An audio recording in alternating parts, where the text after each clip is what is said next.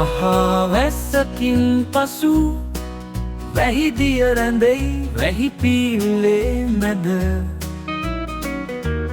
දිය නෑමකින් පසු කුණු දිය රැඳෙයි නාන කාමරේ මැද.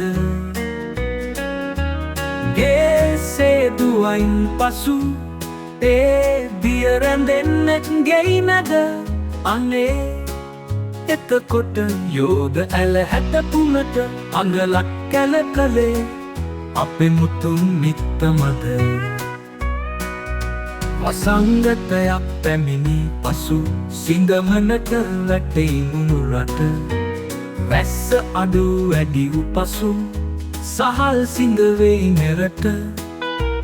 සුරතල්ව සැදුණු පසු බල්ලෝ කන්නේ කෑම පිටරට. අනේ එතකොට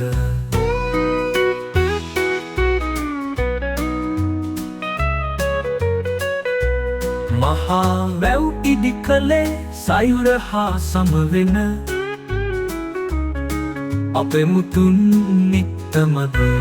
මහා වැස්සකින් පසු වැහිදිය රැඳෙයි වැහි පීල්ලේ මැද.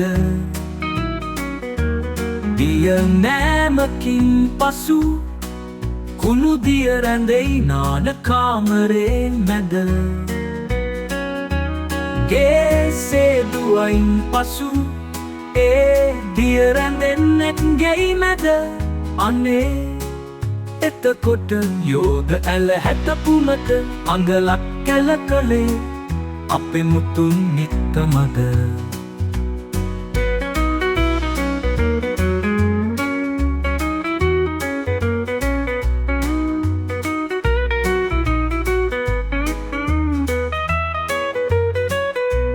වසර 40ක් පසු යුද්ධයක් නිම වුණේ අපේ ඇස් පන අපිට. අහස් කුසතෙක් උස්සූ සඳහිව් සෑ ඉදි වුණේ වැඩි කලක් නොසිට. බංකොලොත් කමෙන් පසු නැවත රට පන තෙවුණේ එක මිටට. අනේ එහෙනම් සැක නොසිතන්න පුත ඒ සියල්ලම කළේ අපේ මුතුන් මිත්තමද.